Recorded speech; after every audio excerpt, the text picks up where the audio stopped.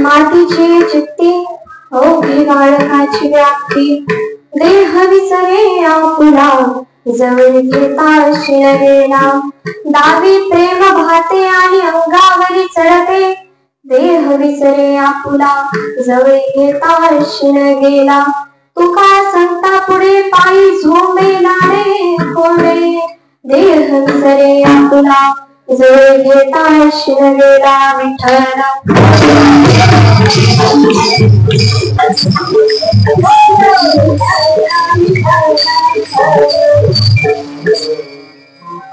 नमो सद्गुरु तुकया ज्ञान दीपा, नमो सद्गुरु सच्चिदानंद रूपा, नमो सद्गुरु भक्त कल्याण मूर्ती, नमो सद्गुरु भास्करा पूर्ण कीर्ती. मस्तक हे पायावरी या वारकरी संतांच्या, सेवेला जे सेवक झालो तुमच्या लागलो निज चरण, महायोग पीठे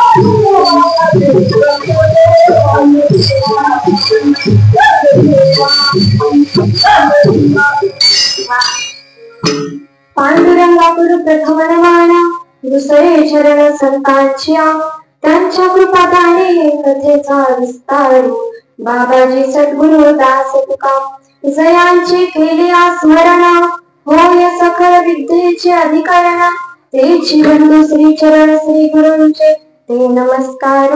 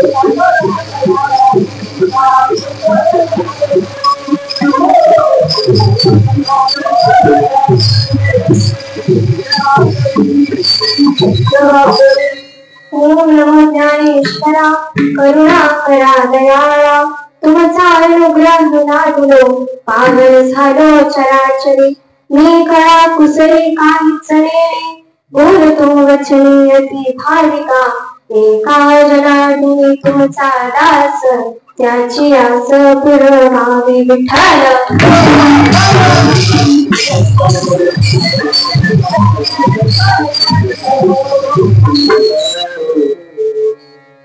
प्रस्तुत प्राप्त प्रसंगी प्राप्त स्थळी बोरला या पावन नगरीमध्ये त्याच सोबत मारुती रायाच्या पवित्र देवळामध्ये आज लंकाबाई कांतीलाल चव्हाण यांच्या प्रथम पुण्य स्मरणा निमित्त या ठिकाणी आपण जमलेलो आहे।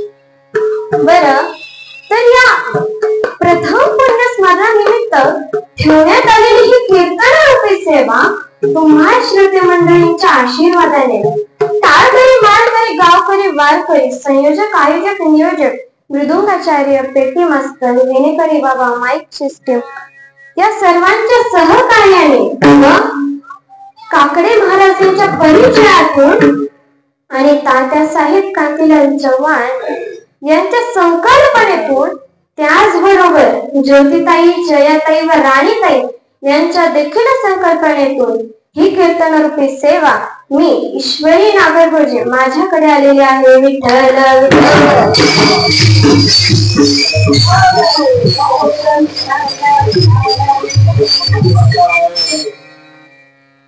तर या कीर्तनरूपी सेवेकरिता निवडलेला अभंग हा देहूचे सुप्रसिद्ध संत अहो त्यांचा गाता पाण्यावरती एक नाही दोन नाही तीन नाही 13 दिवस दगडासहित लायसारखा ठरला असे थोर देहुनी निवासी संत अहो त्यांच्या पत्नीच्या पायामध्ये काटा मोडावा आणि तो काढता काढण्यासाठी माझ्या जगाच्या मालकाला यावं, एवढा भगवंतावरती देखील अधिकार काबीज करणारे संत. अहो, त्यांच्या वडिलांच्या वर्षश्राद्धा दिवशी ते गैरहजेरी देत आणि म्हणून साक्षात पांडुरंग परमात्म्याने येऊन वर्षश्राद्ध घालावं एवढे भगवत प्रेम. ते म्हणजे देहुनी निवासी संत. बरं, मग देहुनी निवासी संत म्हटल्यावर येतात बरं कोणते संत? तर जगद्गुरु तुकोबार. तर यांच्याच गाथेतील मातेचं वर्णन करणारा गोड असा 4 चरणाचा अभंग या सेवेकरिता निवडलेला आहे.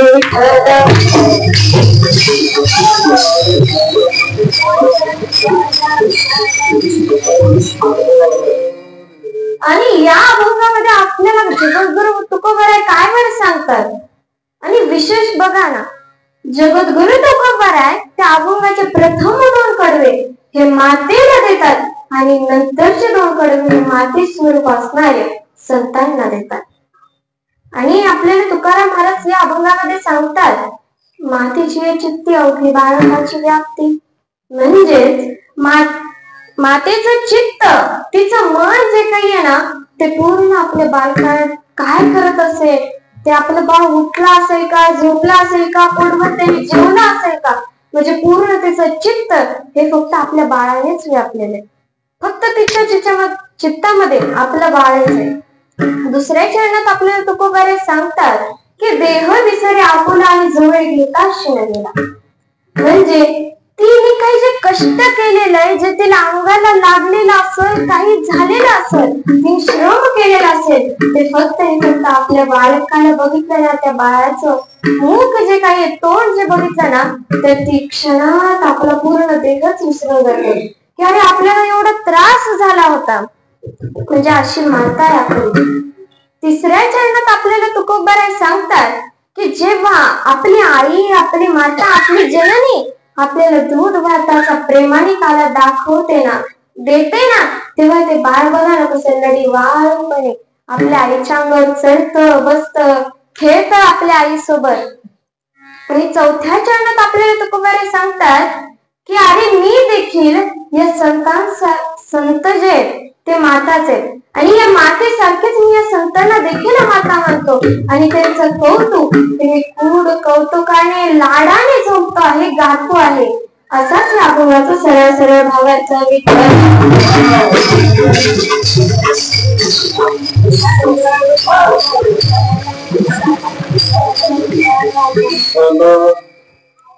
तर आज आपण या ठिकाणी आलेलो आहे ते लंकाबाई कांतीलाल चव्हाण याच्या प्रथम पुण्यस्मरणानिमित्त. आणि बघा ना, तात्यासाहेब कांतीलाल चव्हाण या काकांनी देखील काय सुंदर कार्यक्रम ठेवला हो. आपल्या आईचं, स्वर्गामध्ये असणाऱ्या आईचं, आपल्या मातेचं स्वर्गामध्ये झालेलं जे काही पुण्य आहे ते अजून उंचीच व्हावं, स्वर्गामध्ये अजून उंचीची जागा त्यांना प्राप्त व्हावी आणि त्याचसोबत त्यांच्या पदरी अजून पुण्य पडावं म्हणून हा हरिकीर्तनाचा कार्यक्रम या ठिकाणी त्यांनी ठेवला. त्यांचे देखील मी ऋणी आहे. आणि त्यांच्या 3 मुली देखील काय सुंदर प्रकारे त्यांच्या घरी नांदताय, सुखाने शांतीने आपला संसार करत आहेत. त्या म्हणजे ज्योतिताई, जयाताई व राणीताई अशा या 3 मुली. अगदी त्यांचा संसार देखील चांगल्या प्रकारे, उत्कृष्ट प्रकारे ते चालवत आहेत. आणि त्यांचा मुलगा काय कर्तृत्ववान, गुणवान आणि चारित्र्यवान असं त्रिवेणी संगम या काकांच्या जीवनामध्ये. ते देखील अगदी चांगल्या प्रकारे आपल्या संसाराचा गाडा हाकतायत, कष्ट करतायत, आपल्या पत्नीला, आपल्या मुलाबाळांना असं त्यांना 2 टायमाची भाकरी पुरवतायत आणि सर्वांचं देखील या ठिकाणी खूप चांगलं सुरू आहे. आणि लंकाबाई कांतीलाल चव्हाण यांनी अगदी शेवटच्या श्वासापर्यंत आपल्या मुलांना देताही तेवढं ज्ञान देण्याचा प्रयत्न केला. त्यांना स्वतःच्या पायावरती उभा केलंय, स्वावलंबी बनवलंय. आणि आज त्यांच्या प्रथम पुण्यस्मरणानिमित्त, वर्ष श्राद्धानिमित्त या ठिकाणी आपण जमलो आहोत. विठ्ठल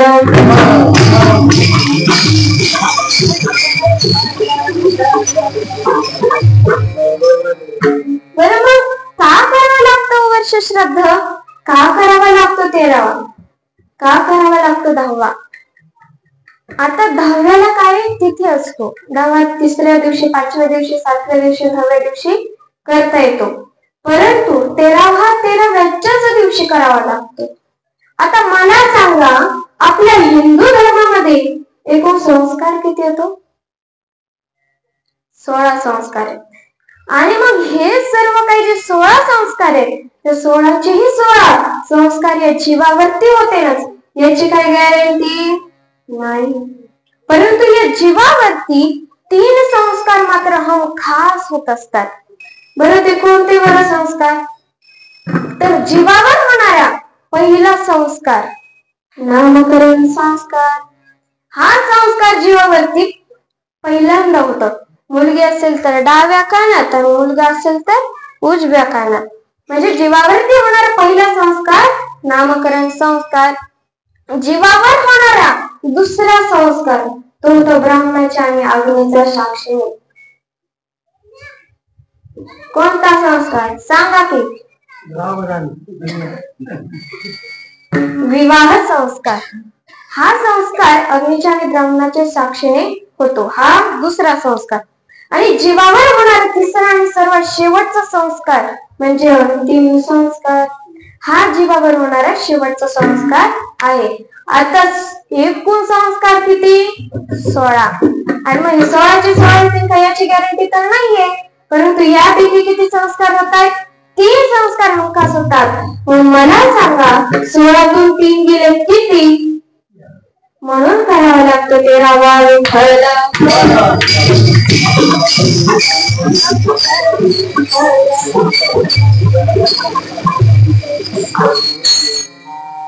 आणि मग एकदा का या जीवाचा 13वा झाला तर हा जीव मृत्यू लोकातनं बाहेर पडतो आणि तो यम दरबाराकडे जायला निघतो. आणि मग काय तो लगेच पोहोचतो का यम दरबारात? नाही, त्याला पण मर्यादित वेळ आहे. आणि मग 13वा झाल्यानंतर हा जीव यम दरबाराकडे जायला निघतो. आणि जात असताना त्याला इथून निघल्याबरोबर 28व्या दिवशी एक वैतरणा नावाची नदी भेटते. ही नदी काय साधी सुधी नदी नाही. आणि ही नदी या जीवाला पार करायची, कारण की या नदीमध्ये एकूण 28 प्रकारच्या नद्यांची घाण वाहते.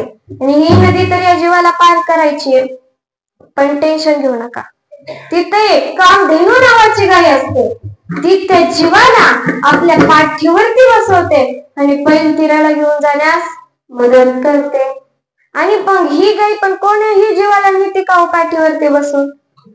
नाही, ती त्याच जीवाला आपल्यावरती पाठीवरती बसवते. त्यांनी आयुष्यामध्ये एकदा तरी गोदान केलं असेल. नाहीतर 10व्याच्या दिवशी सांगतात बघा, चांदीची करा गाय, चांदीची करा, सोन्याची करा सांगतात. उगाच गेल्यानंतर चांदी सोन्याची करण्यापेक्षा जिवंतपणीच आपण गोदान करा, पुण्य करा, पुण्य कमवा.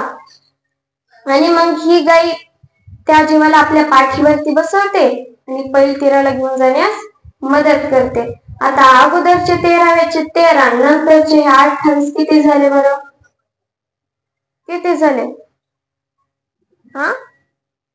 41. आणि मग 41 दिवसानंतर ती नदी पार करायला हा आत्मा सुरुवात करतो. आणि मग एकूण 60 दिवसानंतर हा जीव यम दरबारामध्ये पोहोचतो.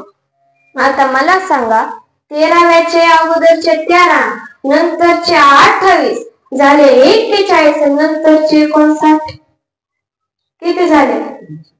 100. 100व्या दिवशी तो जीव यम दरबारामध्ये पोहोचतो. पण मग तिथं लगेच स्वर्ग नरक पाताळ वैकुंठ लगेच ठरवतात का? नाही, तिथं देखील एक चित्रगुप्त नावाचा वकील असतो.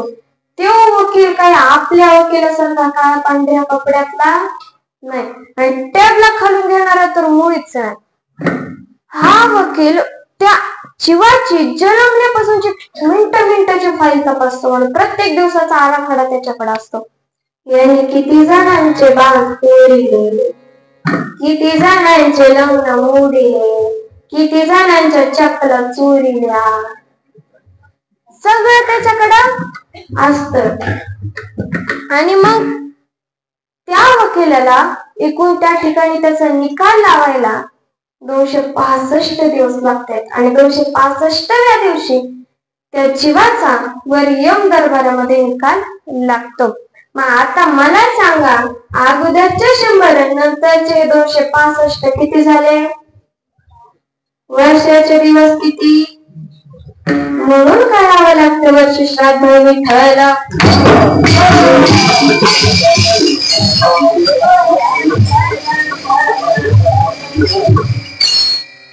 बरं, आपण वर्ष श्राद्ध घालतो, पुण्य स्मरण करतो, 13वा देखील घालतो. पण जर आपण वर्ष श्राद्ध नाही घातलं तर, पुण्य स्मरणच नाही घातलं तर? तुम्ही म्हणाला असं कोण आहे? अहो, येरा गैराचा तर सोडा, परंतु या भारत देशाचा राजा, त्याच्याच मुलांनी त्याचं वर्ष श्राद्ध नव्हतं घातलं, पुण्य स्मरण नव्हतं घातलं. कोण बरं? पंडूराजा, 5 पांडवांचे वडील. अहो, 5 पांडवांनी त्यांच्या वडिलांचं वर्ष श्राद्ध नव्हतं घातलं, पुण्य स्मरण नव्हतं घातलं. आणि आता नारद मुनी म्हटल्यावर काय तिन्ही लोकात फिरणारे, मग काय ते गेले स्वर्गामध्ये. त्या ठिकाणी त्यांची पंडूराजाची झाली की भेट. ते म्हणाले, काय पंडूराजा, तुम्हाला आता स्वर्ग भेटलाय? मग काय आत्म्याला एकदम सुख शांती समाधान तर असणच, एकदम चांगलं असं ना आईशाराम. पंडूराजा म्हणतात, अरे कसली आईशाराम, कसलं चांगलं, कशाची शांती? अरे तिकडे पृथ्वीवरती माझ्या मुलांनी माझ्या नावानं पुण्य स्मरणच नाही घातलं, इकडे माझ्या आत्म्याला कस काय शांती लागणार? त्यावेळेस पंडूराजा म्हणाले, आता तुम्ही आलाच आहे तर तिकडे पृथ्वीवर असणाऱ्या माझ्या 5 पांडवांना म्हणजेच युधिष्ठिर, अर्जुन, भीम, नकुल, सहदेव यांना तुम्ही माझा निरोप द्या. मग त्यावेळेस ते म्हणाले, बरं योगे, आता आले हे पृथ्वीवरती. द्वारापुढे उभं राहून म्हणाले, नारायण नारायण. आणि मग त्यावेळेस आता पांडवांना कळलं की आता नारद मुनी आले, तर नारायण म्हणतात म्हटलं. आणि मग ते आलेत म्हटल्यावर काहीतरी साधा सुद्धा कारण नसेल. मग काय आतमध्ये बोलावलं, चहा पाणी केलं आणि विचारणा केली, का हो कस काही न केलं? त्यावेळेस नारद मुनी म्हणाले, तुम्ही तुमच्या वडिलांचं वर्ष श्राद्धच नाही घातलं, पुण्य स्मरणच नाही केलं. ते म्हणाले, हा. मग त्यावेळेस ते म्हणाले, तुम्ही वर्ष श्राद्ध घाला, म्हणजेच पुण्य स्मरण घाला, त्यांच्या नावानं अन्नदान करा. आणि मग नंतर 5 पांडवांनी त्यांच्या नावानं या ठिकाणी पुण्य स्मरण घातलं, अन्नदान केलं, पिंडदान केलं. आणि त्यावेळेस वर असणाऱ्या पंडूराजांच्या आत्म्याला शांती भेटली. म्हणून आपण देखील या ठिकाणी पुण्य स्मरणाचा कार्यक्रम ठेवतो, वर्ष श्राद्धाचा कार्यक्रम ठेवतो, अन्नदान ठेवतो. अहो, परंतु या ठिकाणी पुण्य स्मरणाचा तर कार्यक्रम आहेच, त्याचसोबत अन्नदान देखील आहे. एवढंच नाही तर ज्ञानदानाचा देखील कार्यक्रम ठेवण्यात आलाय आणि हरिकीर्तनाचा देखील. म्हणजे या ठिकाणी एवढं आज आपल्यामध्ये नामस्मरण सुरू आहे. आणि म्हणून देखील आपण पण त्याच कारणामुळे पुण्य स्मरण घालतो, विठ्ठल विठ्ठल.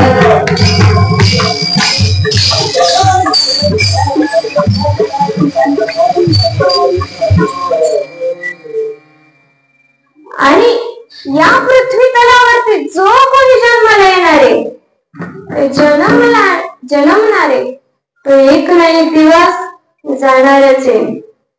जन्माले बाळ त्याची वाट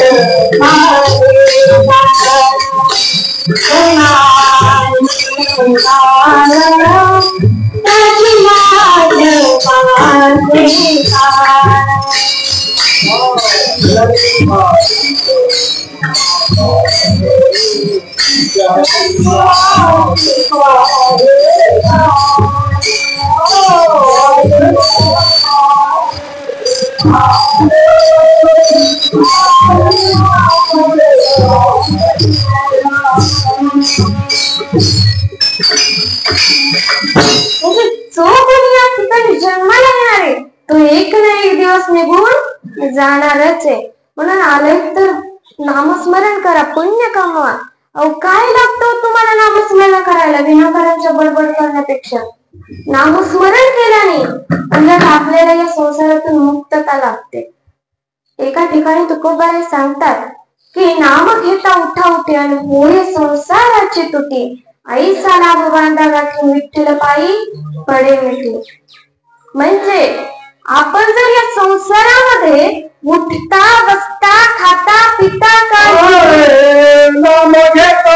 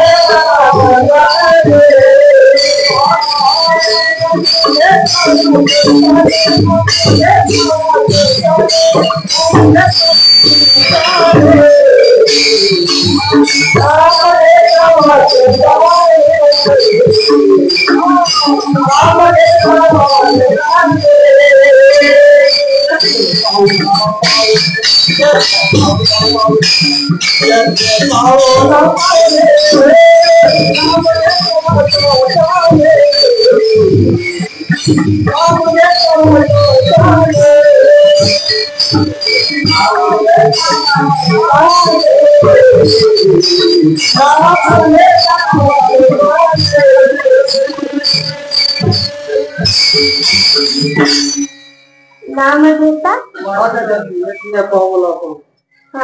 नाम घेता वाट झाले ना आज्ञा पावला पावले. म्हणजे आपण जर नामस्मरण केलं तर क्षणाक्षणाला आपल्याला उलट ज्ञान प्राप्त होत असतं. आणि उठता बसता आपण नामस्मरण केलं तर या संसारातून आपण मुक्त होणार आहे. मुक्त होणार म्हणजे काय कायमचे निघून जाणार आहेत का हो? तर नाही. आता तुकोबारायांनी पण संसार केलाच परंतु नामस्मरण करून केला. मुक्त होणं म्हणजे काय तर या संसाराची किरकिरे कटकटे यामधून आपण मुक्त होऊ. आपल्याला ती किटकिट काय ते वाटणार नाही, काहीच वाटणार नाही. आपण संसारात असू परंतु शरीराने आणि मनाने मात्र पांडुरंगापाशी असू. म्हणून तुम्ही नामस्मरण करा. कारण की जो कोणी येणार आहे तो जाणार आहे आणि सोबत मात्र काहीच घेऊन जाणार नाहीये. म्हणून उगा पैशाचे त्याचे हावभाव करू नका. अहो उगा लक्षात आलं म्हणून एक सांगते की एक व्यक्ती होता, कोट्याधीश माणूस तो. त्याच्याकडून नको नको तेवढी संपत्ती होती आणि एके दिवशी तो आपल्या लेंबारगिनी मध्ये जात होता आणि एका साधू महाराजांचं तो ऐकत होता. ते म्हणाले की जो कोणी जन्माला येणार आहे तो जाणार आहे आणि सोबत काहीच घेऊन जाणार नाही. आपण जे काही धन संपत्ती जे काही कमवलंय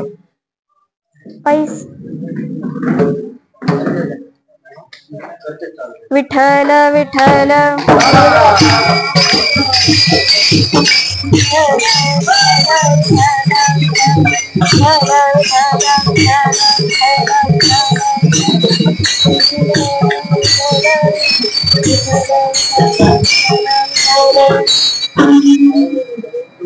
मग तो तसं ऐकत होता. तो म्हणाला की अरे पण ही काय मी जी कमावलेली प्रॉपर्टी ती मी मात्र वर घेऊन जाणार. मग काय ते दुसरा दिवस उजाडला की त्यांनी सर्व आपल्या कामगारांना हजारोच्या आसपास त्याचे कामगार बोलावलं आणि सांगितलं जो कोणी मला वर मी जो काही धन पैसा अर्थात जमीन जमल्या जे काही धन संपत्ती कमावली ती मला वर घेऊन जाता येईल असं जे कोणी करील ना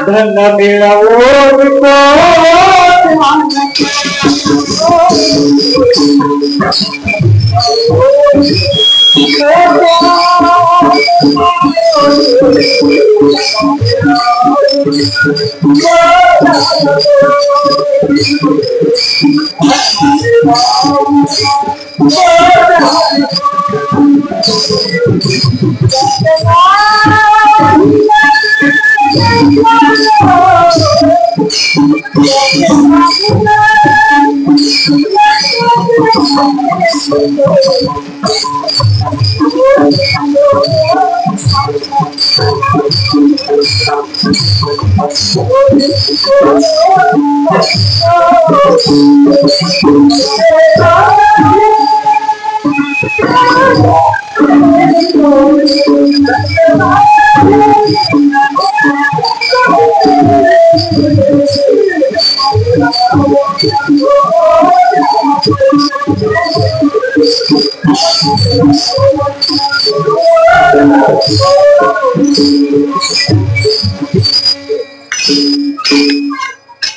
उगाच धनाच्या पैशाच्या आहारी जाऊ नका. त्यांनी सर्व मंडळीने बोलावून घेतलं आणि सांगितलं की जो कोणी हे धन पैसा अडकं वर मला घेऊन जाता येईल असं करेल, त्याचा मार्ग शोधेल, मी त्याला 1 कोटी रुपयाचा बक्षीस. पैसा वेळ न व्हायचं तर असं काही करता येतं का? नाही. ते म्हणाले मालकाची जरा सटकलेली दिसते. ते म्हणाले जाऊ दे, सोडून दिलं. पुन्हा आठवड्यानंतर तो आला आणि म्हणाला की आता मी 5 कोटी रुपये देईन. आणि मग काय, ही वार्ता सर्व नगरामध्ये पसरली आणि मग त्यातीलच एक सामान्य व्यक्ती समोर आला आणि तो म्हणाला मी तुम्हाला मार्ग सांगतो, त्याने त्या मार्गाने तुम्ही हे सर्व धन पैसा जे ते वर घेऊन जाऊ शकाल. ते म्हणाले असं, बरं मग सांग, लवकर सांग. त्यावेळेस तो म्हणाला की मला सांगा तुम्ही परदेशात गेलात का? ते म्हणाला 1 नाही 2 नाही, मी 20-30 परदेशात गेले. मला म्हणतोय गेलात का? मग ते म्हणाले बरं तुम्ही अमेरिकेमध्ये गेलात का? तो म्हणाला हो मी अमेरिकेमध्ये गेलोय. मग ते म्हणाले मग तिथं गेल्यानंतर पहिल्यांदा तुम्ही काय केलं? तर मला तिथं पहिला काय पहिल्यांदा करायचं? तिथं गेल्यानंतर आपलं चलन तिथं ठेवायचं, त्यांचं डॉलर आपल्याला घ्यायचं, मग खरेदी करायची, बघायचं. ते म्हणाले बरं. आता मग तुम्ही इंग्लंडला गेलात का? तर म्हणाला हो मी इंग्लंडला पण गेलो. मग तिथं गेल्यावर काय केलं? तर म्हटलं आपलं चलन तिथं ठेवलं, त्यांचं घेतलं, त्यांची करन्सी घेतली, पाऊंड घेतलं त्यांचं. मग ते म्हणाले असं आहे ना, म्हणजे तुम्ही जापान देशामध्ये जातात, तिथे जाऊन त्यांचं चलन घेताना आपलं तिथं ठेवताना? तो म्हणाला हो. मग तो म्हणाला की त्याचप्रमाणे जर स्वर्गामध्ये आपल्याला काही धन संपत्तीचं स्वरूप घेऊन जायचं असेल ना, तर ते पुण्य आहे. स्वर्गाची करन्सी काय आहे? पुण्य आहे. म्हणून आपण पुण्य कमवा, धनाच्या आहारी जाऊ नका आणि नामस्मरण करा.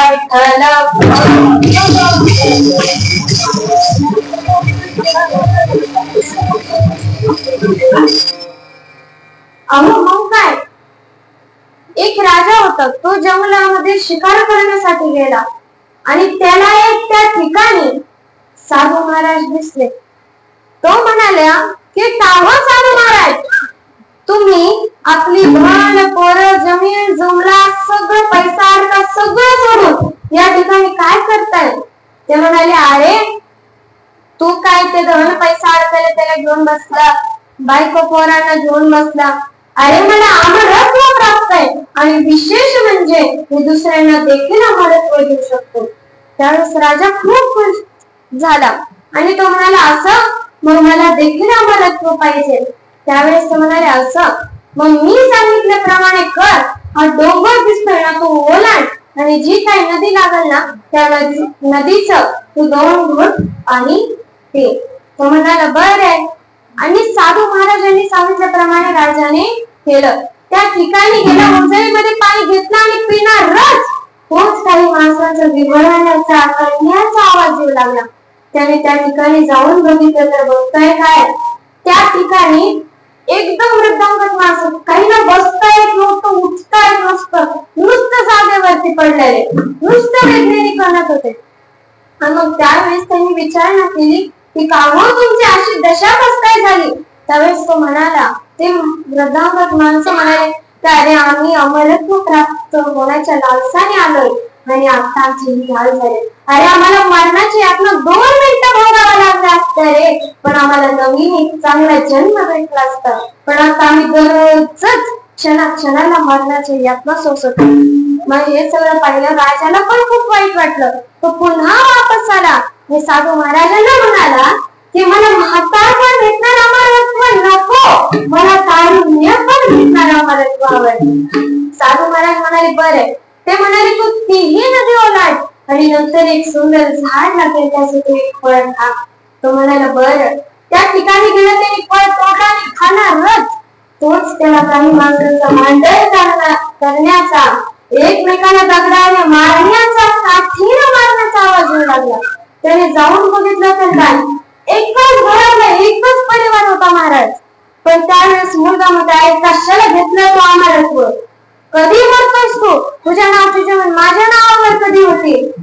आणि प्रत्येक जण असं एकमेकाला बोलत होतं. कोणामध्येच प्रेम, जिव्हाळा, आपुलकी नावाची गोष्टच राहिलेली नव्हती. त्यावेळेस राजाने पाहिलं, आता आपण पण बघा ना, आपल्याला माहित असतं की अरे हा व्यक्ती कधी ना कधी जाणार आहे. आपण म्हणतो अरे जाऊ द्या, तिकडं पाणी करूच तसं, ऐकूच तसं. परंतु त्यामध्ये कोणामध्येच प्रेम, जिव्हाळा, आपुलकी नावाची गोष्टच राहिलेली नव्हती. राजा पुन्हा हताश होऊन वापस आले, म्हणाला की अहो महाराज, मला ना म्हातारपण भेटणार, आम्हाला तारुण्य पण भेटणार, मला तर मरण हवंय. आणि राजाने मरण पत्करलं. म्हणून आपण देखील उगाच आता कोणाला अमरत्व भेटतं का, तर नाही, परंतु भेटल्यावर अशी दशा होते. म्हणून आहे ना, तोपर्यंत चांगलं जीवन जगा. विठ्ठला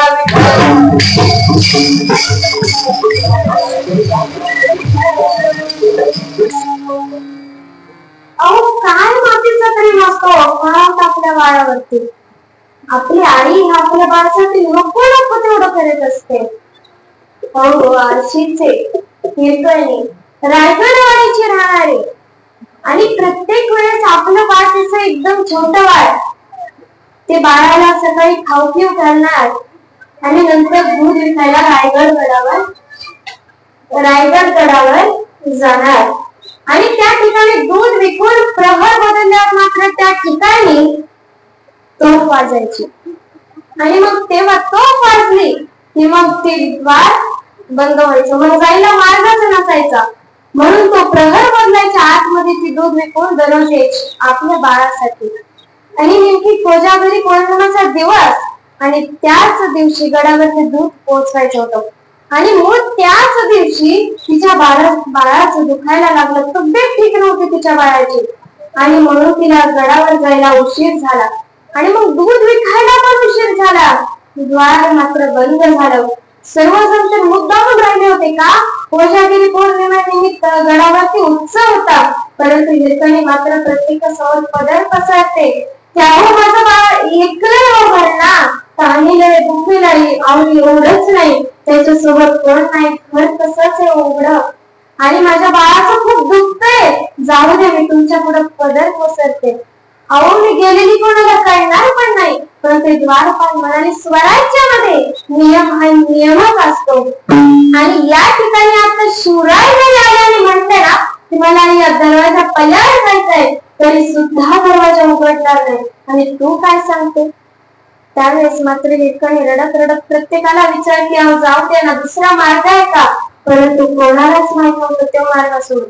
परंतु एका माणसाने सांगितलं की आहे एक मार्ग, पण तिथून फक्त पाणी खाली आणि हवा वर चढू शकते, तो म्हणजे पश्चिम कडा. आणि मग काय, त्या ठिकाणी हिरकणीने बघितलं, एक ज्वाळा असणार एक लाकूड घेतलं, त्याला आग लावली, खाली टाकलं. अहो एवढा पश्चिम कडा बघितलं तरी डोळं गरगर भिंगायचं. आणि अशा अवस्थेमध्ये देखील तिने आपल्या प्राणाची चिंता न करता त्या कड्यावरून उतरायचा निश्चय केला. अहो तिने आपल्या कवड्याला फेटा मारला एका मावळ्याचा आणि ती खाली उतरू लागली. फेटा पुरेनासा झाला आणि जसं ती खाली येत होती ना, तिला असं लागत जात होतं ना, प्रत्येक बोटाला ठेच लागलेली होती. ओळखू सुद्धा येत नव्हते ती हिरकणी म्हणून. पण तिच्या मनामध्ये फक्त एवढं होतं की अरे माझं बाळ घरी भुकेला येत नाही आणि मला त्याच्यासाठी जायचंय. आणि म्हणून ती खाली उतरत गेली. शेवटी चलता पण येत नव्हतं, घरी गेले आणि पहिला आपल्या बाळाला घेतलं आणि उचललं. तेव्हा तिचं मन शांत झालं. अहो म्हणजे आपल्या बाळाचे चित्त, आपलं बाळ काय करत असेल, माझं बाळ ठीक तर असेल ना, हेच मन म्हणजे आईचं मन हे प्रत्येक वेळेस आपल्या बाळाकडेच असतं. हे तुकाराम महाराज बोलण्याच्या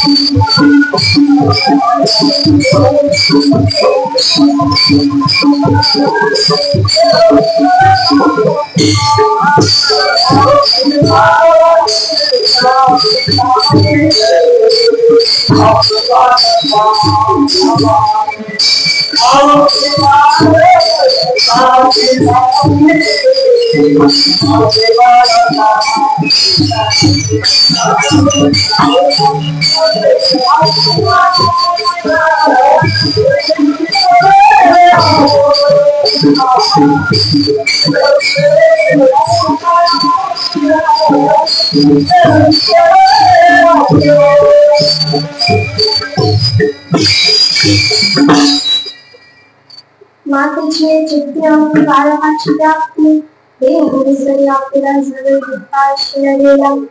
अहो म्हणजे आजी ही माईचे प्रेम असतं. अहो निर्गणीला किती नाटक केलं पण तिच्या मनामध्ये एकच होतं की अरे माझं बाळ ऐकलंय, भुकेलंय, ताणेलंय आणि त्यासाठी ती जीवाची पर्वा न करता वर उतरून खाली आली. म्हणजे एवढं माई थोर असते. विठ्ठला विठ्ठल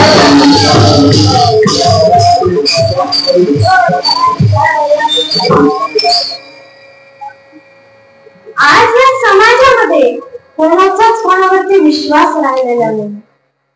अहो आईचा मुलीवरती नाही, वडिलांचा मुलावरती नाही, नवरा बायकोचा एकमेकांवरती विश्वास राहिलेला नाही, मामीचा मामावर नाही, मामाचा मामीवर नाही, काकूचा काकावर नाही, काकाचा काकूवर नाही, कोणाचाच कोणावरती विश्वास नाहीये. गुरुचा शिष्यावरती नाही, शिष्याचा गुरुवरती नाही, ग्रामसेवकाचा सरपंचावर नाही, सरपंचाचा ग्रामसेवकावर नाही, गायकाचा कीर्तनकारावर नाही, कीर्तनकाराचा गायकावर नाही.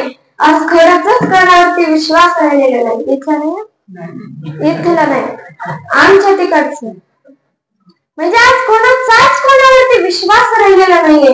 पण या मातीमध्ये असा एक राजा होऊन गेला हो, त्याच्यावरती घरातल्यांचा विश्वास होताच, प्रजेचा विश्वास तर होताच, परंतु एवढंच नाही तर दुश्मनांचा देखील विश्वास होता. कोण बरं ते राजे? छत्रपती शिवाजी महाराज. असे होते छत्रपती शिवाजी महाराज.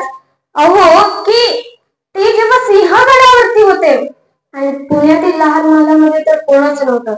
ही जशी वार्ता कळली शाहिस्तेखानाला, औरंगजेबाला, त्यांनी लगेच आपला मामा शाहिस्तेखानाला बोलवून घेतला आणि सांगितलं की अरे शाहिस्तेखाना, तुला हवं तेवढं सैन्य ने, हवे तेवढे अस्त्र शस्त्र ने, परंतु पुण्यातील लाल महाल आपल्या ताब्यात करून घे.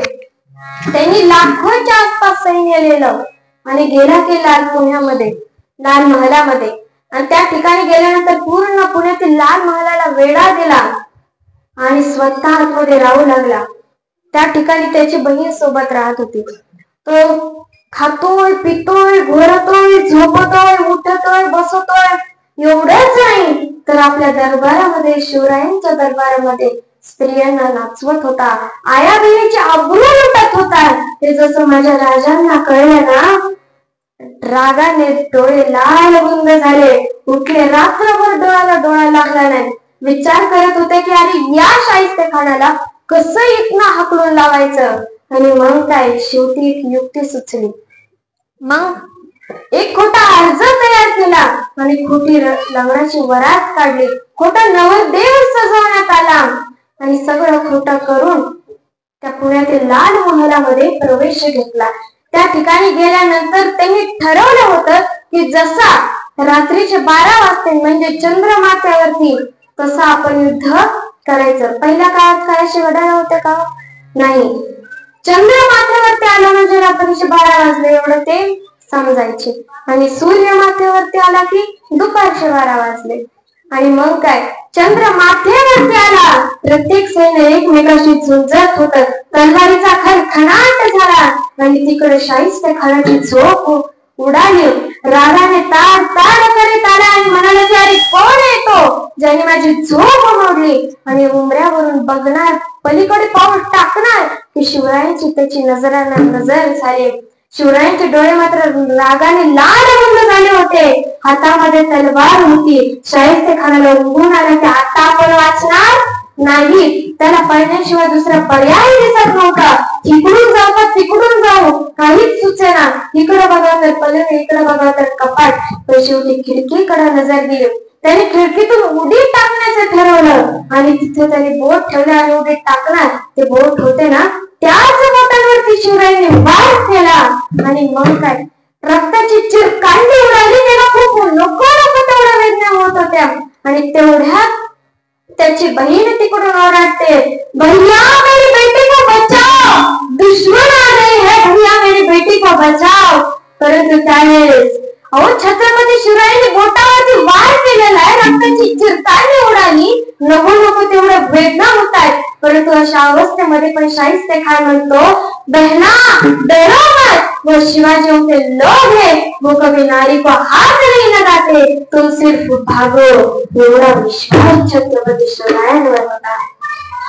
म्हणजे असे होते छत्रपती शिवराय. बोला छत्रपती शिवाजी महाराज. माझ्यापर्यंत आवाज नाही आला तर रायगडावर कधी जायचा हो, मोठ्याने म्हणायचं छत्रपती शिवाजी महाराज. वा क्या बात है, टाळ्या वाजवा की. जेवढा विश्वास माझ्या राजाने कमावला होता, जो आपल्यामध्ये काहीचा विश्वास राहिलेला नाही आम्ही ठरलं.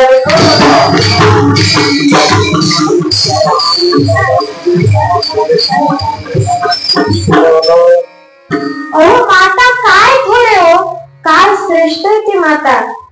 ती आपल्या बाळासाठी आपलं काहीही द्यायला तयार असते.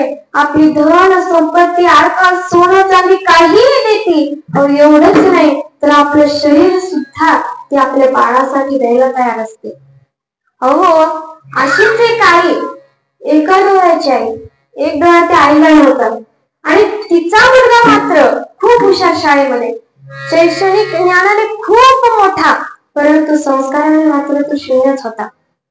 आणि मग काय, एके दिवशी शाळेतून आला, प्राण प्राण करीत आला, बॅग इकडची तिकडे फेकून दिली, डबा खाली आदळला आणि म्हटला की अगं तू विसरलीस का गाई, तू एका डोळ्याची आहेस आणि तू माझ्या शाळेत का आली.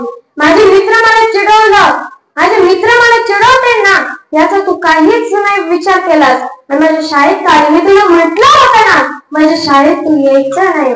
आई म्हणाली, अरे बाळा, अरे मी आतापर्यंत कधी आले का, पण अरे आज तुझा डब्बा विसरलेला, मला वाटलं की अरे खाशील काय रे तू, म्हणून मी डब्बा घेऊन आले रे. तो म्हणाला, अरे मी उपाशी राहिलो असतो, पण तू का आली माझ्या शाळेत. यावरूनच आणि वारंवार तो शब्द काढत होता की तू एका डोळ्याची आहेस, तू अपंग आहेस, तू एका डोळ्याची आहेस. हे शब्द ऐकून मात्र आईला खूप वाईट वाटलं. रात्री मात्र मुलगा बिना जेवताच झोपला, पण आई मात्र